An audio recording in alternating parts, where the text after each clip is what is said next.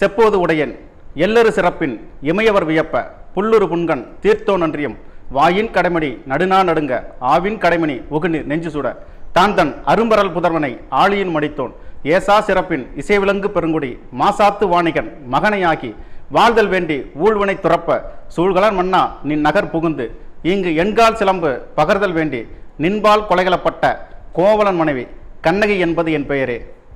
கற்புக்கரசியாம் கண்ணகியை காப்பிய தலைவியாக்கிய காப்பிய புலவன் இளங்கோவடிகளை வணங்கி மாணவ செல்வங்கள் அனைவருக்கும் என்னுடைய அன்பான வணக்கத்தை தெரிவித்துக் கொள்கிறேன். இன்று நாம் பார்க்க இருக்கும் தலைப்பு 12ஆம் வகுப்பில் 6வது இயலில் இனிக்கும் இலக்கணம் பகுதி. காப்பியம் என்றவுடன் உங்கள் அனைவருக்கும் நினைவுக்கு வருவது ஐம்பெருங்காப்பியங்கள். சிலப்பதிகாரம், மணிமேகலை, சீவக சிந்தாமணி, வளையாபதி, குண்டலகேசி. ஒரு மொழியினுடைய பேர் இலக்கியமாக திகழ்வது காப்பியங்களே ஆகும். காப்பியங்கள் என்றவுடன் நீண்ட கதை என்ற ஒரு நினைவு அனைவருக்கும் வரும்.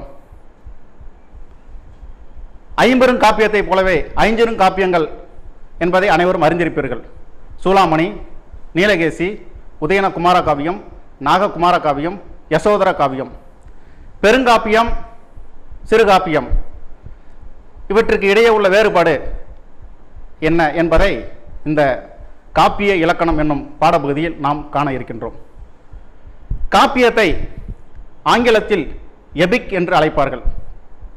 இந்த எபிக் என்ற சொல் எதிலிருந்து வந்தது என்றால் கிரேக்க சொல் எபோஸ் என்னும் கிரேக்க சொல்லிலிருந்து வந்ததாகும். எபோஸ் என்பது சொல் அல்லது பாடல் என்பது பொருளாகும்.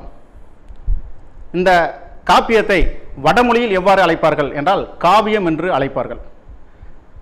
காப்பியம் தமிழில் வழங்கக்கூடிய காப்பியம் காப்பு கூட்டல் இயம் இயம் என பிரிக்கப்படும். அதாவது மரபை காப்பது, இயம்புவது, மொழியை சிதையாமல் காப்பது என்பது இதனுடைய பொருளாகும்.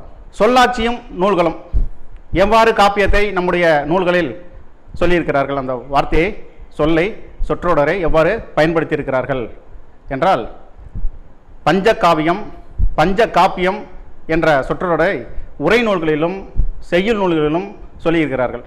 அதில் நன்னூலுக்கு உரை எழுதியவர் மயிலைநாதர். அவர் தன்னுடைய உரையில் ஐம்பெரும் காப்பியம் என்ற ஒரு தொடரை பயன்படுத்துகிறார். தமிழ் ஊடு தூது பாடிய ஆசிரியர் பஞ்சகாப்பியம் என்று தன்னுடைய பாடலில் குறிப்பிட்டிருக்கிறார். பொருட்தொகை நிகண்டு, திருத்தணிகை உலா ஆகிய நூல்கள் பெருங்காப்பியம் 5 என குறிப்பிட்டு, அதாவது சிலப்பதிகாரம், மணிமேகலை, சீவக சிந்தாமணி, வளையாபதி, குண்டலகேசி இவற்றை பட்டியலிடுகிறது. அவற்றின் பெயர்களையும் வழங்கியுள்ளன. சீவை தாமோதரம் பிள்ளை தாம் பதிப்பித்த சூளாமணி நூலில், சூளாமணி பதிப்புரையில் சிறுங்காப்பியங்கள் 5 என பட்டியலிடுகிறார். காப்பியம் என்னும் சொல் முதலில் சீவக சிந்தாமணியில் இடம்பெற்றுள்ளது. காப்பியத்தினுடைய பிற பெயர்கள், பல பெயர்கள் வழங்கப்படுகிறது. அதில் சிலவற்றை இங்கே குறிப்பிடுகிறோம். பொருட்தொடர்நிலை செய்யுள், கதை செய்யுள், அகலக்கவி, தொடர் நடை செய்யுள், விருத்த செய்யுள், உரையிடையிட்ட பாட்டுடை செய்யுள். உரையிடையிட்ட பாட்டுடை செய்யுள் என்றாலே அனைவருக்கும் நினைவுக்கு வருவது சிலப்பதிகாரம், மகாகாவியம். இவையெல்லாம் காப்பியத்தின் பிற பெயர்களாகும். காப்பிய அமைப்பு முறை, காப்பியத்தை எவ்வாறு அமைக்க வேண்டும், எவ்வாறு இருக்க வேண்டும் என்பதை கூறியிருக்கிறார்கள். காதை, அதாவது இவை எல்லாமே சிற்றுறுப்புகள், காப்பியத்தினுடைய சிற்று உறுப்புகள், உட்தலைப்பு என்று சொல்லலாம். காதை, அதாவது சிலப்பதிகாரத்தில் வழங்கப்படும் காதை என்பது மணிமேகலையில் காதை என்று வழங்கப்படும். சிலப்பதிகாரத்தில் 30 காதைகள் உள்ளன. அவற்றில் வழக்குரை காதை சான்றாக வழக்குரை காதையை கூறலாம். மணிமேகலை முதல் காதையாக விழாவரை காதை. அதுபோல சருக்கம் என்னும் உள்ளுறுப்பை பயன்படுத்துகிறார்கள், சிற்றுறுப்பை. சூளாமணியில் நாட்டுச் சருக்கம், நகர சருக்கம் இப்படி பயன்படுத்துவார்கள். அதே போல் பாரதங்கிற நூல்லையும் சருக்கம் என்பதை பயன்படுத்தியிருக்கிறார்கள். இளம்பகம் சீவக சிந்தாமணியில் காந்தர்வ தத்தையார் இளம்பகம், நாமகள் இளம்பகம் முதலானவற்றை பயன்படுத்தியிருக்கிறார்கள். அதை இளம்பகம் என்னும் சிற்றுறுப்பை பயன்படுத்தியிருக்கிறார்கள். படலம் கந்தபுராணம் என்ற நூலிலும் கம்பராமாயணம் என்ற நூலிலும் பயன்படுத்தியிருக்கிறார்கள். அதாவது படையெழு படலம் கந்த புராணத்தில் பயன்படுத்தப்பட்டுள்ளது. கம்பராமாயணத்தில் வாலிவதை படலம், படலம் என்னும் சொல்லாச்சு இங்கே பயன்படுத்தப்பட்டிருக்கு. இதுவையெல்லாம் சிற்றுறுப்புகள். பெரும் பிரிவு காண்டம், அதாவது பல சிற்று உறுப்புகளின் தொகுப்பாக மொத்தமாக வழங்கக்கூடியது காண்டம். அதாவது காண்டம் என்பது சிலப்பதிகாரம், கம்பராமாயணம் முதலியவற்றில் பயன்படுத்தப்பட்டிருக்கிறது. சிலப்பதிகாரத்தில் புகார் காண்டம், மதுரை காண்டம், வஞ்சி காண்டம் என பயன்படுத்தப்பட்டிருக்கு. கம்பராமாயணத்தில் 6 காண்டங்களாக கூறுகிறார் ஆசிரியர். பாலகாண்டம், அயோத்திய காண்டம், ஆரண்ய காண்டம், கிட்கிந்தா காண்டம், சுந்தர காண்டம், யுத்த காண்டம், இப்படி காண்டம் என்பதை கம்பர் பயன்படுத்தியிருக்கிறார். காப்பியத்திற்கு இலக்கணம் கூறும் நூல் தண்டி அலங்காரமாகும். அதாவது தண்டி அலங்காரம் என்பது அணி இலக்கணத்தை கூறும் தமிழில் எழுந்த ஒரு நூலாகும். இது காவிய தரிசம், வடமொழியில் காவிய தரிசம் என்ற நூலை தழுவி தமிழில் எழுதப்பட்டதாகும். காப்பியங்கள் என்பது ஒரு வகை செய்யுளாலும் அமையும், பல்வகை செய்யுளாலும் அமையும். ஒரு வகை செய்யுள் விருத்தப்பாவால் இயற்றப்பட்டிருக்கும். அதாவது சீவக சிந்தாமணி, கம்பராமாயணம் போன்ற நூல்களில் ஒரே பாவால் இயற்றப்பட்டிருக்கக்கூடியது, அதாவது விருத்தப்பாவல். அதனால தான் விருத்தம் என்னும் ஒன்பாவில் உயர் கம்பன் என்று கூறுகிறார். அதுக்கு அடுத்ததாக பார்த்தீங்கன்னா சீவக சிந்தாமணி நரி விருத்தம் என்பதை எழுதியிருப்பார். விருத்தப்பாவில் அவரும் ஒரு சிறந்தவர், திருத்தக்கதை விருத்தப்பா எழுதுவதில். பல்வகை செய்யுளில் அமைந்தது சிலப்பதிகாரம். அதான் பல்வகை செய்யுள்னா என்ன?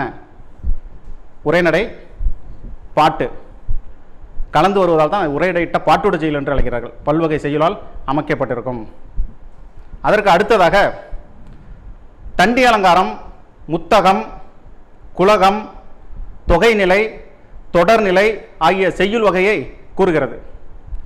இதில் 4 கூறியிருக்கிறார்கள். அதில் தொடர்நிலை என்பது காப்பியத்தை குறிக்கும். தொடர்நிலை என்பது, அதனால தான் நம்மளுடைய 11, 12ஆம் வகுப்பு பாடப்புத்தகத்தில் தொடர்நிலை செய்யுள் என்று தலைப்பு கொடுத்திருப்பார்கள். தொடர்நிலை செய்யுள் தான் சிலப்பதிகாரம், மணிமேகலை, சிவசிந்தாமணி, கம்பராமாயணம், பெரிய புராணம் இடம்பெற்றிருக்கும்.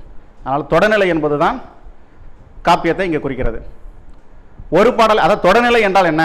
ஒரு பாடலையும் மற்றொரு பாடலையும் சொல்லாலும் பொருளாலும் தொடர்பு ஏற்படுத்தும் செய்யுள் தான் தொடர்நிலை. அதாவது சொல்லாலும் பொருளாலும் தொடர்பை ஏற்படுத்துவதுதான் தொடர்நிலை. அதாவது தொடர்நிலை பொருள் தொடர்நிலை, சொல் தொடர்நிலை என 2 வகையாக பிரிக்கப்பட்டிருக்கிறது. தொடர்நிலை என்பது பொருள் தொடர்நிலை, சொல் தொடர்நிலை என 2ஆக பிரித்திருக்கிறார்கள். அதில் பொருள் தொடர்நிலை என்பது சான்றாக நம்முடைய இலக்கியத்தில் எதை கூறலாம் என்றால் சிலப்பதிகாரம் பொருள் தொடர்நிலை, கம்பராமாயணம் சொல் தொடர்நிலை என்பது ஒரு சொல்லும் மற்றொரு சொல்லும் ஒத்துப்போவது. அதாவது இறுதியாக உள்ளது தொடக்கமாக வருவது, இறுதியாக உள்ளது அந்தாதி, அந்தாதி இலக்கியம், அந்தம் ஆதி. அதனால் அந்தாதி இலக்கியங்கள் சொல் தொடர்நிலைக்கு சான்றாக கூறுகிறார்கள். இந்த பெருங்காப்பியம், சிறுகாப்பியம் இதற்கு இலக்கணத்தை கூறுவது காவிய தரிசம். மாணவ செல்வங்களே, பெருங்காப்பியத்திற்குரிய இலக்கணத்தை கூறும் நூல் எது என்று ஏற்கனவே கூறியிருந்தோம். தண்டி அலங்காரம் என்னும் நூலாகும். தண்டி அலங்காரம் கூறக்கூடிய பெருங்காப்பியத்திற்குரிய இலக்கணத்தை இனி வரிசையாக காண்போம். அதில் முதலாவதாக வாழ்த்துதல், தெய்வத்தை வணங்குதல், வருபொருள் உரைத்தல் என்ற 3இல் ஒன்றினை தொடக்கத்தில் கொண்டு அமைய வேண்டும். அதாவது வாழ்த்துதல் என்பதற்கு சான்றாக பெரிய புராண பாடலை இங்கு நாம் காண்போம். உலகலாம் உணர்ந்து ஓதற்கு அரியவன், நிலவு உலாவிய நீர்மலி வேலியன், அலையில் சோதியன் அம்பலத்து ஆடுவான், மலர் சிலம்படி வாழ்த்தி வணங்குவோம். இதில் என்ன கூறுகிறார் என்றால், உலகத்தில் உள்ள மக்கள் அனைவரும் வணங்குவதற்கு உரியவன் இறைவன்.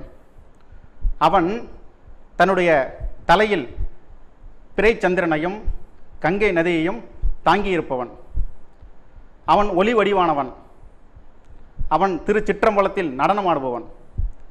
அத்தகைய சிறப்புமிக்க இறைவனை வாழ்த்தி வணங்குவோம் என்று ஆசிரியர் இங்கே கூறுகிறார். இது வாழ்த்துக்கு சான்றாகும். வணக்கம் உலகம் யாவையும் தாமுல வாக்கலும் நிலை பெறுத்தலும் நீக்கலும் நீங்களா அழகிலா விளையாட்டு உடையார் அவர் தலைவர் அன்னவர்க்கே சரணாங்களே. உலகத்தில் இறைவன் 3 தொழிலை செய்கிறார்: படைத்தல், காத்தல், அழித்தல். அத்தகைய சிறப்பு மிகுந்த அந்த இறைவனை சரணடைவோம் என்று இங்கு கம்பர் கூறுகிறார். இது வணக்கம் என்பதற்கு சான்றாகும். வருபொருள் உரைத்தல். வருபொருள் உரைத்தல் என்றால் கவிஞர், புலவர் தான் கூற வேண்டிய கருத்தினை தொடக்கத்தில் சுருக்கமாக சொல்லிவிடுவார். அதுதான் வருபொருள் உரைத்தல். அளவில்லாத பெருமையராகிய அளவு இலா அடியார் புகழ் கூறுவேன், அளவு கூட உரைப்பு அரிது ஆயினும் அளவில் ஆசை துறப்ப அறையுவேன் என்று சேக்கிலார் அவர்கள் தன்னுடைய பெரிய புராணத்தில் தொடக்கத்தில் கூறுகிறார். வருபொருள் உரைத்தல் என்னும் பகுதியாக கூறுகிறார். அதாவது அடியார்களுடைய புகழை முழுமையாக தன்னுடைய நூலிலே எடுத்து கூற முடியாவிட்டாலும் என்னிடம் எழுந்த ஆசையின் காரணமாக இதனை நான் கூற முற்படுகிறேன் என்று தொடக்கத்தில் கூறுகிறார். இதுதான் வருபொருள் உரைத்தலாகும். இந்த 3இல் ஏதாவது ஒன்று நிச்சயமாக பெருங்காப்பியம் என்ற ஒன்றில் இருக்க வேண்டும். அப்போ தான் அது பெருங்காப்பியமாக ஏற்றுக்கொள்ளப்படும். அதற்கு அடுத்ததாக அறம், பொருள், இன்பம், வீடு ஆகிய நாற்பொருளை கொண்டிருக்க வேண்டும். இதில் ஏதாவது ஒன்று குறைந்தாலும் அது பெருங்காப்பியமாக ஏற்றுக்கொள்ளப்பட மாட்டாது. 3ஆவதாக தன் நிகரில்லாத தன்மை உடையவனை காப்பிய தலைவனாக கொண்டிருக்க வேண்டும். சிறப்பு வாய்ந்தவன், திரைப்படத்தில் வரக்கூடிய ஹீரோ போல். அதாவது தன் நிகரில்லாத அப்படின்னா தனக்கு நிகரே இல்லாத தலைவன். சான்றாக பார்த்தோம் என்றால் சீவக சிந்தாமணியில் சீவகன் பல அரிய சாதனைகள்லாம் நிகழ்த்துவார். அது போன்ற ஒரு தலைவன் காப்பிய தலைவனாக அமைய வேண்டும். இதுதான் 3ஆவது கருத்தாகும். 4ஆவதாக 18 உறுப்புகள் வர்ணனைகளாக கொண்டிருக்க வேண்டும். 18 உறுப்புகளை வர்ணனையாக கொண்டிருக்க வேண்டும். அதாவது அது வரிசையாக பட்டியலிட்டு கூறுகிறார் ஆசிரியர். மலை, கடல், நாடு, நகர். அதற்கு அடுத்ததாக பார்த்தீங்கன்னா சிறுபொழுது 6. அதாவது சிறுபொழுது 6 என்பது காலை, ஏற்பாடு, நண்பகல், மாலை, யாமம், வைகறை. சிறுபொழுது 6. அடுத்ததாக பார்த்தீங்கன்னா பெரும்பொழுது 6. இளவேனில், முதுவேனில், கார்காலம், குளிர்காலம், முன்பனி, பின்பனி. மொத்தம் 16 வந்துவிட்டது. அதற்கு அடுத்ததாக பார்த்தீங்கன்னா 14ஆவதாக கதிரவனின் தோற்றம், சூரியனின் தோற்றம், சந்திரனின் தோற்றம், நிலவின் தோற்றம். இந்த 18 உறுப்புகளையும் வர்ணனையாக நிச்சயமாக கொண்டிருக்க வேண்டும். அப்பொழுதுதான் அது பெருங்காப்பியமாக ஏற்றுக்கொள்ளப்படும். 5ஆவதாக திருமணம் புரிதல். காப்பியத்தில் நிச்சயமாக ஒரு திருமண நிகழ்வு இருக்க வேண்டும். கம்பராமாயணத்தில் எடுத்தோம் என்றால் ராமன், சீதை திருமண நிகழ்ச்சியை காட்டுவார்கள். அதுபோல் எல்லாவற்றிலும் மனநூல் என்று அழைக்கப்படக்கூடிய சீவக சிந்தாமணியில் திருமண காட்சிகளாகவே நிறைய வரும். அதுபோல் திருமணம் புரிதல் என்ற ஒரு நிகழ்ச்சி அமைய வேண்டும். மக்களை பெற்றெடுத்தல், குழந்தை பேரு காட்சியை அங்கே காட்சிப்படுத்த வேண்டும். முடிசூடல், இளவரசராக இருப்பவரை அரசராக முடிசூட்டுதல், அந்த நிகழ்வு காட்டப்பட வேண்டும். இவையெல்லாம் இருந்தால்தான் அது பெருங்காப்பியமாகும். 6ஆவதாக அமைச்சர்களுடன் கலந்துரையாடல். அப்போ இங்கே ஒரு அரண்மனையை காட்சிப்படுத்த வேண்டும் ஆசிரியர். புலவன் அரண்மனை காட்சியை காட்ட வேண்டும். தூது செல்லல், போருக்காகவும் இருக்கலாம், மற்ற செயலுக்காகவும் இருக்கலாம். தூது செல்லல். போர் புரிய படைகள் அணிவகுத்தல். கம்பராமாயணத்தில் பார்த்தோம்னா முழுக்க கடைசி நிகழ்வாக இருப்பது எல்லாமே போர் நிகழ்வு தான். அப்போ அணிவகுத்து நிற்பது போன்ற ஒரு காட்சியை அது காட்ட வேண்டும். போர் நிகழ்ச்சி, சண்டையிடும் காட்சி. வெற்றி பெறுதல், கடைசியாக வெற்றி பெறுதல். இந்த நிகழ்வுகளெல்லாம் அமைக்கப்பட்டிருக்க வேண்டும். அடுத்ததாக சந்தி எனப்படும் கதைப்போக்கு. அதாவது தொடக்கம் இருக்க வேண்டும், வளர்ச்சி இருக்க வேண்டும், விளைவு இருக்க வேண்டும், இறுதியாக முடிவு இருக்க வேண்டும். தொடக்கம் இருந்தால் நிச்சயமாக முடிவு இருக்க வேண்டும். இதையெல்லாம் வரிசையாக அமைக்கப்பட்டிருக்க வேண்டும். தொடக்கம், வளர்ச்சி, விளைவு, முடிவு ஆகியவை வரிசையாக அமைக்கப்பட்டிருக்க வேண்டும். அவ்வாறு அமைந்தால்தான் அது பெருங்காப்பியமாக ஏற்றுக்கொள்ளப்படும். அதற்கு அடுத்ததாக பெருங்காப்பிய உட்பிரிவுகளுள் ஏற்கனவே பார்த்தோம். உள்ளுறுப்பு அல்லது சிற்றுறுப்புகள் என்னென்ன பார்த்தோம் மாணவ செல்வங்களே? சருக்கம், படலம், காதை, இலம்பகம் இவையெல்லாம் இடம்பெற வேண்டும். இதில் ஒன்று கூடுதலாக ஒன்றை கூறுகிறார்கள். பரிச்சேதம் என்ற ஒரு பெயரை சொல்கிறாங்க. இந்த பரிச்சேதம் என்ற பெயரில் அமைந்த ஒரு நூல், சிற்றுறுப்பாக அமைந்த ஒரு நூல் இதுவரை தமிழில் கிடைக்கவில்லை. மற்ற இலம்பகம், சருக்கம், காதை, படலம் இவற்றை உள்ளுறுப்புகளாக கொண்ட நூல்கள் நம்மிடம் இருக்கிறது. ஆனால் பரிச்சேதம் என்னும் உள்ளுறுப்பை கொண்ட நூல் இதுவரை கிடைக்கவில்லை தமிழில். 9வதாக எண்வகை சுவையும் நகையே, அழுகை, இளிவரல், மறுக்கை, அச்சம், பெருமிதம், வெகுளி, உவகை, அப்பால் எட்டே மெய்ப்பாடு என்ப அதான் இந்த எண்வகை மெய்ப்பாடு கொண்டிருக்க வேண்டும். ஒன்பான் சுவை, இதில் எண்வகை மெய்ப்பாடோடு சாந்தம் என்னும் ஒன்றை கூட்டி ஒன்பான் சுவையும் கொண்டிருக்க வேண்டும். அவ்வாறு இருந்தால்தான் அவை காப்பிய இலக்கணமாகும், காப்பியத்திற்குரிய ஒரு இலக்கணமாக ஏற்றுக்கொள்ளப்படும். இதில் கடைசியாக கற்றறிந்த புலவன் இயற்றப்பட வேண்டும். கற்றறிந்த புலவனால் காப்பியம் படைக்கப்பட வேண்டும் என்று கூறுகிறார். படிக்காதவங்க எழுதுனா அது காப்பியமாக ஏற்றுக்கொள்ளப்படாது அப்படிங்கிற ஒரு கருத்தை தண்டி அலங்காரம் கூறுகிறது. பெருங்காப்பியத்திற்குரிய இவ்வளவு கருத்துக்களையும் கூறினோம், இவ்வளவு இலக்கணத்தை கூறினோம், 10 வகை இலக்கணத்தை கூறினோம். ஆனால் இதில் பெருங்காப்பியத்திற்குரிய இலக்கணத்தையும் பிற உறுப்புகளையும் முழுமையாக கொண்ட நூல் எதுவென்றால் சீவக சிந்தாமணி என கூறுகிறார்கள். தமிழில் தோன்றிய முதல் நூலாக சிலப்பதிகாரம் இருக்கிறது, சிறந்த நூல். இரட்டை காப்பியமாக சிலப்பதிகாரத்தின் மணிமேகலை கூறுகிறார்கள். சிறந்த நூலாக இருந்தாலும் முதல் நூலாக இருந்தாலும் இதில் சிறந்த நூலாக சீவக சிந்தாமணியை ஆசிரியர் கூறுகிறார். பெருங்காப்பியம் எவ்வாறு அமைய வேண்டும் என்பதை இதுவரை மாணவ செல்வங்களை பார்த்தோம். சிறுகாப்பியம், அதற்கும் இலக்கணம் இருக்க வேண்டும் அல்லவா? என்ன இலக்கணம் என்றால் ஒரே இலக்கணத்தை கூறிவிடுகிறார். அறம், அதில் பெருங்காப்பியத்திற்கு ஒரு இலக்கணத்தில் 2வதாக பார்த்த அறம், பொருள், இன்பம், வீடு, இந்த 4 பொருளை பார்த்தோம். அந்த 4 பொருள்களில் ஒன்று குறைந்தால், ஒன்றோ இரண்டோ குறைந்தால் அது சிறுகாப்பியம் ஆகிவிடும். 4ம் இருந்தால் பெருங்காப்பியம். 4ல் ஒன்றோ இரண்டோ குறைந்து வந்தால் அவை சிறுகாப்பியமாக ஏற்றுக்கொள்ளப்படும், அவை பெருங்காப்பியமாக ஏற்றுக்கொள்ளப்பட மாட்டாது என ஆசிரியர் கூறுகிறார்.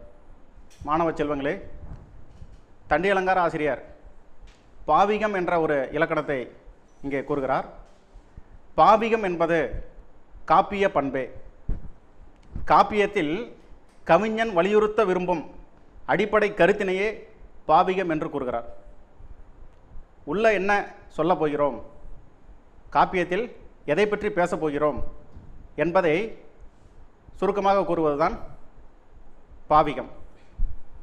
கம்பராமாயணத்தில் பிறனில் விளைவோர் கிளையொடும் கெடுப என்ற ஒரு காப்பிய பண்பை கூறுகிறார்கள். அதாவது பிறனில் விளைவோர், பிறன் இல், பிறனுடைய மற்றவனுடைய மனைவியை அபகரித்தால் என்ன நிகழும் என்பதை கம்பராமாயணம் காப்பிய பண்பாக கூறுகிறது. ராமனின் மனைவியான சீதையை கவர்ந்து செல்கிறார். அதன் விளைவாக யுத்த காண்டம் என்ற ஒரு நிகழ்வு நடப்பதற்கு காரணமாகிறது. கிளையோடும் சுற்றத்தோடும் அவருடைய சகோதரர் கும்பகர்ணன், போர் வீரர்கள் அனைவரும் சுற்றத்தோடு இறந்து விடுகிறார்கள், அழிந்து விடுகிறது, அந்த நாடே அழிந்து விடுகிறது. இதை தான் காப்பிய பண்பாக கம்பராமாயணத்தில் கம்பர் கூறுகிறார். சிலப்பதிகாரத்தில் 3 உண்மைகள் என்று சொல்லக்கூடிய காப்பிய பண்பு கொடுக்கப்பட்டிருக்கும். அரசியல் பிழைத்தோர்க்கு அறம் கூற்றாகும், உரைசால் பத்தினியை உயர்ந்தோர் ஏத்துவர், ஊழ்வினை உறுத்து வந்து ஊட்டும். இது சிலப்பதிகாரத்தின் காப்பிய பண்பாகும். அரசியல் பிழைத்தோர்க்கு அறம் கூற்றாகும். அரசியலில், ஆட்சியில் ஒரு மன்னன் தன்னுடைய ஆட்சியில் பிழை செய்தால் அறமே இங்கு யமனாக வரும். அதாவது கோவலனை தவறான தீர்ப்பு கூறி கொலை செய்து விடுகிறார் மன்னன் பாண்டிய நெடுஞ்செழியன். அதன் விளைவாக அறமே அவரை கொன்று விடுகிறது. எப்பொழுது உண்மையை அறிகிறார், சிலம்பை உடைக்கும் பொழுது அதிலிருந்து மாணிக்க பரல்கள் வெளியிடப்படுகிறது. அவர் கொடுத்ததோ முத்து பரலையுடைய சிலம்பு. மனைவிக்காக செய்ய சொன்னது முத்து பரலுடைய சிலம்பு. ஆனால் கண்ணகி உடைத்தது மாணிக்க பரல். அதனால் உண்மை அறிகிறார், தவறான தீர்ப்பை கூறிவிட்டோம் என்று மனம் வருந்துகிறார். அப்பொழுது அறமே அவரை கொள்கிறது. அரசியல் பிழைத்தோர்க்கு அறமே கூற்றாகும். உரைசால் பத்தினியை உயர்ந்தோர் ஏத்துவர். பத்தினி பெண்டிரை, மிகுந்த பத்தினி பெண்டிரை உலகத்தில் உள்ள அனைவரும், உயர்ந்தவர்கள் அனைவரும் போற்றுவார்கள். இதில் யாரை போற்றுகிறார்கள்? கண்ணகியை. ஏன்? தன் கணவனை மட்டுமே நினைத்திருக்கிறார். கோவலன் தன்னை விட்டு பிரிந்த போதும் கூட தன் கணவனை மட்டுமே நினைத்திருக்கிறாள் கடைசி வரை. அதனால் அவளை இன்றும் உலகம் போற்றுகிறது. கற்புக்கரசி யார் என்று கேட்டவுடன் முதலாக சொல்லக்கூடியவர் கண்ணகி. அதை தான் காவிய பண்பாக ஆசிரியர் இந்த காப்பியத்தில் படைக்கிறார். அதற்கு அடுத்ததாக ஊழ்வினை உறுத்து வந்து ஊட்டும். முன் செய்த தீவினை, அதாவது போன பிறவியில் செய்த தீவினையானது இந்த பிறவியில் வந்து ஒருவரை வாட்டும். நாம் கூட ஒரு துன்பம் வரும் வேளையில் சொல்லுவோம், என்ன பாவம் செஞ்சோமோ அதுதான் இங்கும் நடக்கிறது. என்ன பாவம் செய்தோம் என்று மனம் வருந்துவோம். இங்கும் நடைபெறுவது அதுதான். அதாவது போன பிறவியில் இதற்கு ஒரு கதையே உள்ளது, சங்கமன் கதை. கலிங்க நாடு, சிருங்கபுரம் என்ற 2 நாடுகள் இருக்கிறது. கலிங்க நாட்டை வசி என்ற மன்னனும் சிருங்கபுரத்தை குமரன் என்ற மன்னனும் ஆட்சி செய்கிறார்கள். இவர்கள் இருவரும் தாயாதி பிள்ளைகள் என்றாலும், அதாவது தாயாதி என்றால் உடன் பங்காளி, ஒரு தந்தை வழி உறவு. இவர்கள் உறவாக இருந்தாலும் இருவருக்குள்ளும் அடிக்கடி போர் நிகழ்கிறது. அதன் காரணமாக 2 நாடுகளுக்கும் உட்பட்ட எல்லைகளில் போர்க்காட்சியாகவே காணப்படுகிறது. அதனால் 2 நாடுகளுக்கும் செல்பவர்கள் வருபவர்கள் மிக குறைவாகவே உள்ளது. அப்படி சென்றாலும் உயிருக்கு உத்தரவாதம் இல்லை. அத்தகைய நிலையில் சங்கமன் என்பவன் கலிங்க நாட்டிலிருந்து சிருங்கபுரத்திற்கு வியாபாரம் செய்வதற்காக செல்கிறான். வீதியில் வியாபாரம் செய்து கொண்டிருக்கிறான்.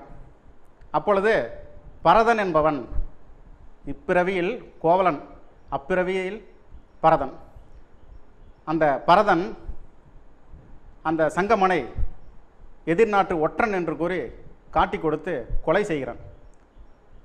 அப்பொழுது அவனுடைய மனைவி, சங்கமனின் மனைவி நீலி, அவள் கண்ணீர் வடிக்கிறாள், துன்பத் துயரில் ஆழ்கிறாள். தன்னுடைய கணவன் இறந்த 14ஆம் நாள் கணவனை அடைவதற்கு உகந்த நாள் என்று எண்ணி ஒரு மலையில் சென்று நீலிக்கண்ணி வடிக்கிறாள். அப்பொழுது ஒரு சாபம் இடுகிறாள். நான் அடைந்த இந்த துன்பத்தை யார் எனக்கு செய்தார்களோ அவர்களும் இந்த நிலையை அடைய வேண்டும் என்று சாபம் இட்டு இறக்கிறாள். தன் கணவனை அடைகிறாள். அதுதான் இப்பிறவியில் கோவலன் கொலை செய்யப்படுறார். கோவலன் இங்கு நேர்மையானவன், கள்ளன் அல்ல, கல்வன் அல்ல. இருந்தாலும் இங்கே கல்வன் என்று கூறி அவரை கொலை செய்கிறார்கள். அதை தான் அந்த பாவிகத்தில் கூறுகிறார் இளங்கோடிகள், ஊழ்வினை உறுத்து வந்து ஊட்டும் என்று. அடுத்ததாக இப்போ பெருங்காப்பியம், சிறுகாப்பியம் ஆகியவற்றுடைய இலக்கணத்தையும் பாவிக பண்பையும் பற்றி பார்த்தோம். இப்போ தற்காலத்திலும் சில பல குறுங்காவியங்கள் உருவாகி இருக்கின்றன. அதில் பாரதியார் எழுதிய பாஞ்சாலி சபதம், குயில் பாட்டு இவையெல்லாம் குறுங்காவியங்களாக இருக்கின்றன. பாரதிதாசனுடைய பாண்டியன் பரிசு, இருண்ட வீடு, புரட்சிக்கவி, தமிழச்சியின் கத்தி ஆகிய நூல்கள் குறுங்காவியங்களாகும். கவிமணி இயற்றிய மருமக்கள் வழி மான்மியம், கண்ணதாசன் அவர்கள் இயற்றிய இயேசு காவியம் மிகப்பெரிய சிறப்பை பெற்ற நூல். ஏனென்றால் இவர் மதத்தால் இந்து, எழுதியது கிறிஸ்துவ இலக்கியம். அதனால் இது வந்து சிறப்புமிக்க ஒரு நூலாக கருதப்படும். கவியோகி சுத்தானந்த பாரதியார் எழுதிய பாரத சக்தி மகா காவியம், புலவர் குழந்தை எழுதிய ராவண காவியம். ராவணனை கம்பராமாயணத்தில் வில்லனாக படைக்கப்பட்டிருப்பார். ஆனால் புலவர் குழந்தை அவர்கள் ராவண காவியத்தில் ராவணன் தலைவனாக இருப்பார். கதாபாத்திரத்தில் தலைவனாக இங்கே காட்சிப்படுத்தியிருப்பார். இவையெல்லாம் தற்காலத்தில் உள்ள குறுங்காவியங்களாகும். மாணவ செல்வங்களே, இதுவரை நாம் காப்பிய இலக்கணத்தை பார்த்தோம். இவற்றை மீண்டும் ஒரு முறை மீளாய்வு செய்வோம்.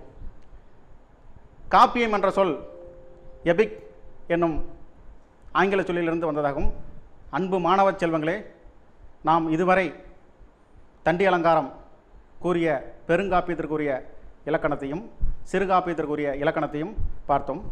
பெருங்காப்பியம் என்பது முக்கியமான கருத்தாக வாழ்த்துதல், தெய்வத்தை வணங்குதல், வருபொருள் உரைத்தல், இவற்றுள் ஒன்று இருக்க வேண்டும். அறம், பொருள், இன்பம், வீடு ஆகிய 4 பொருளையும் கொண்டிருக்க வேண்டும். இதில் முக்கியமானதே அறம், பொருள், இன்பம், வீடு என்ற 4 வகை பொருளும் இது இடம்பெற்றிருக்க வேண்டும். இதில் ஒன்று குறைந்தாலும் அது சிறுகாப்பியமாகும். இதுதான் பெருங்காப்பியத்திற்கும் சிறுகாப்பியத்திற்கும் உள்ள வேறுபாடாகும். இலக்கிய வரலாற்றில் ஒரு மொழியினுடைய சிறப்பை எடுத்து கூறுவதே காப்பியங்களாகும். எளிய நடை, இனிய கதை, அழகியல், கற்பனை முதலியவற்றை தெளிவாக கூறுவது காப்பியங்களாகும். வனப்பினை எடுத்துரைப்பதில், அதாவது அழகினை எடுத்துரைப்பதில் காப்பியங்களே தலைமை உடையன என்று பேராசிரியர் அவர் தன்னுடைய உரையில் கூறுகிறார். இத்தகைய அழகினை எடுத்து கூறும் காப்பியத்தை நாள்தோறும் படித்து அறிவை பெருக்குமாறு அன்பு மாணவ செல்வங்கள் உங்கள் அனைவரையும் கேட்டுக்கொள்கிறேன். இதில் பயிற்சியாக இன்றைய வகுப்பின் இறுதியாக பயிற்சி ஒன்று வழங்கப்பட வேண்டும். அந்த பயிற்சியாக எதை கூறுகிறேன் என்றால், காப்பிய பண்பே பாவிகம் என்று ஆசிரியர் கூறியிருக்கிறார். இப்போ நாம் பார்த்தது இந்த பாடத்தில் 2, ஒன்று கம்பராமாயணத்தில், மற்றொன்று சிலப்பதிகாரத்தில். அதுபோல 50 காப்பியங்களில், 5 காப்பியங்களில், மற்ற காப்பியங்களில் உள்ள பாவிகத்தை, இடம்பெற்றுள்ள பாவிகத்தை தொகுத்து எழுதி பயன்பெறுமாறு உங்கள் அனைவரையும் அன்போடு கேட்டுக்கொள்கிறேன். நன்றி, வணக்கம்.